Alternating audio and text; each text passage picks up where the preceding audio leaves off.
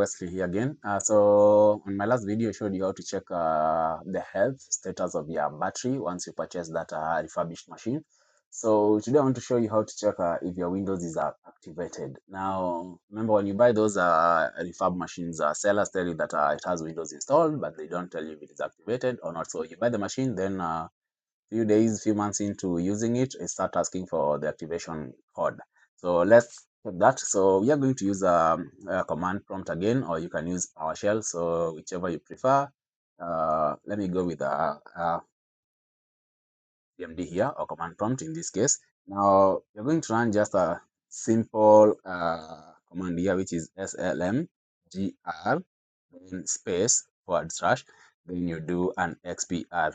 Now I repeat that, slmgr space / and xpr, then just hit enter. This will give you this script here, or this Windows script host, and it tells you the Windows, in this case here on my machine, saying that the machine is permanently activated. So my Windows is permanently activated, so I won't have issues with the activation key after a year, after months, or so on.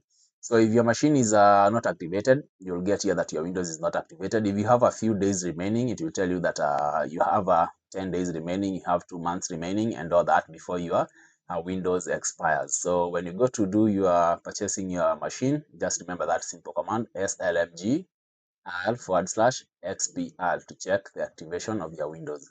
So that's it for today. And if you like such content, kindly subscribe and share to your fellow friends. And that's it for today. I'm out.